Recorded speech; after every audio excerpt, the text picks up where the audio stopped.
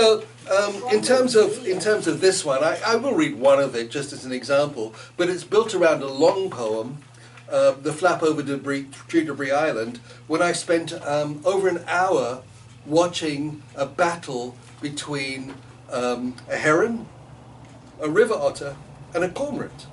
They all wanted to occupy the same log, piece of tree debris in the lake. And on this cover here, or on that cover there, you can see the heron chasing off the cormorant and not yet noticing that there is an otter next to it. So they disputed this bit of tree debris in the local park for just away from me for about an hour.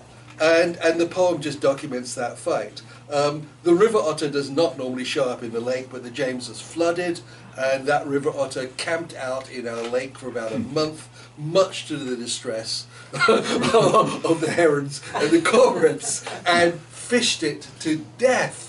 And so they had a little fishing contest, in fact. You know, the heron did not give up easily. He tried to frighten away that otter, and he said, "Look!" And he went and caught a minnow. At which point, and showed it to the otter, at which point the otter dive-bombed his feet and came up with a huge fish. And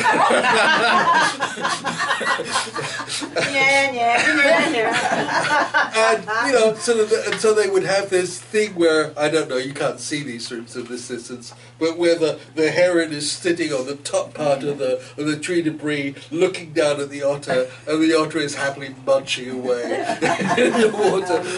So it's, I won't read that whole poem, but maybe I'll read the first two stanzas of it, just as an example of what this book is about. But, you know, so this is like a 30-stanza poem which documents that whole fight with photographs. A dappled February sky, sun glimmer, dimples the lake with a soft shimmer. A noon warmth lifts the morning's chill. The woodsy air is sweet and still. Duck ripples, more than hints of breeze, riff the reflections of the trees. For months now, a large fallen tree has lodged its skeletal debris in the lake's mud. It's made a kind of island where birds disinclined to swim or fly might perch a while. A cormorant, a juvenile, has claimed the upper limb today. He dries his wings in broad display and opens his beak high to caw that he is now the local law, casting a frowning eye upon the neighbours of lower echelon. And then there's a picture of all the little ducks with the heron, which the cormorant is looking down on. You know, his pea ablutes the pools below. He lolls, he likes to take it slow. For fun he cannonballs his face, and splats and flaps, splashing in place, then reinstalls himself up high to hang his fine wings out to dry. Mine! And there, you know, he does actually cannonball his face, and you can see, I've got photographs of it to prove it. And even of him peeing. Oh, cormorant, you blithe naif, you think yourself lord of the reef? Poor innocent, see on the shore that great blue heron, waiting for some fish to fin by? Some fish has. Efficiently no razzmatazz. The heron stabs, chows down, digests, but after lunch, heron rests. And where do you think he might wish to lounge and let his smack of fish pleasantly settle in the tum? Tree debris isles where he'll come.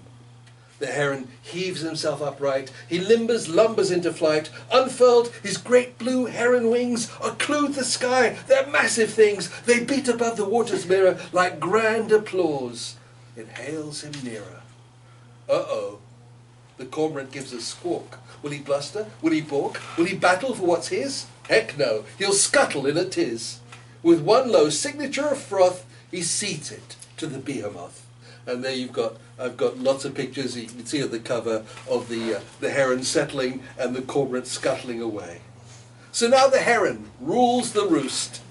How cravenly that shag vamoosed. He struts, he preens, then down he glances and sees, my gosh, what are the chances a river otter in his lake? What nerve, might it be a mistake? Since river otters live in rivers, which this is not, he bends, delivers a juridical opinion on weasels entering his dominion. The otter stops him with a sneer. The river's flooded, so I'm here. You say this with a mouth half stuffed with fish, you bore? We herons rebuffed do not, as some do, cower and totter, yelp yikes and yield. Hey, where's that otter? Her tail suggests she's spied a fish.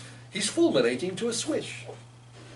Emerging with her catch, the otter plops down on a branch, the rotter, a half-submerged limb, stout and cosy, and shows her fish like a spring posy, as if the heron might admire it.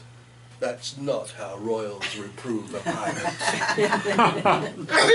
They contemplate each other's mugs, too big to squish, although like a bug's. They glare, they weave and bob a bit, too far apart, of course, to hit. So you catch fish, the heron drawls. Big deal. He drops into the lake and trawls.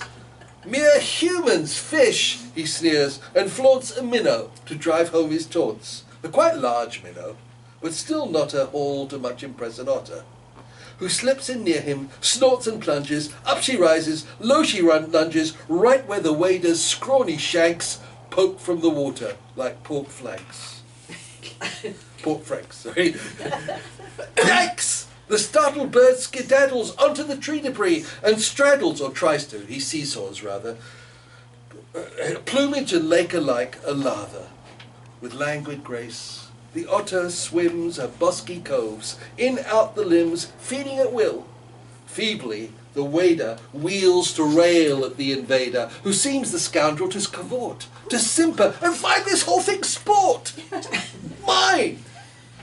A whole hour, Lady Lontra romps so. Lord Ardea huffs and stomps so. That gets a bit learned, but a Lontra is an otter and Ardea is the technical name for heron.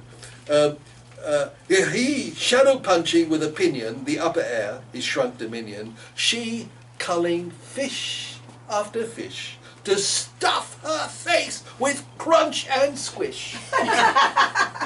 Until, de facto, in a while it's clear she's gerrymandered the islet. Though once or twice the bird might lift his robes and let an odour drift to mar the perfume of a cup, he keeps a silence, slightly sharp. He does seem to be farting at the altering places. At last, annoyingly replete, the mustard scrubs clean her feet. She dunks and bobs and flails a spray of tub water. She sails away. Whereon the shitepoke, another name for a heron, too feels free, salved in his soiled, poked pride, to flee. At last in swoops the cormorant, to call, as was his former wont, that of this pile of tree debris, he is the prince now, the king, the me. Less meeker me now learns a mallard who comes to catnap fat with salad, and then there's a picture of the cormorant driving away a mallard who just happened to be passing by. Before he let that mallard sit, you know, but now the mood is hostile, let's pass it on. And the postscript goes, and I've read the whole thing now, my tale is told, let's skip the moral. I ask instead that should you quarrel with your neighbours, just for laughs, invite me to take photographs. Defend your turf, find me my next tree. Blowhards, bonos, boneheads, bozos, text me. That's it. Thank you.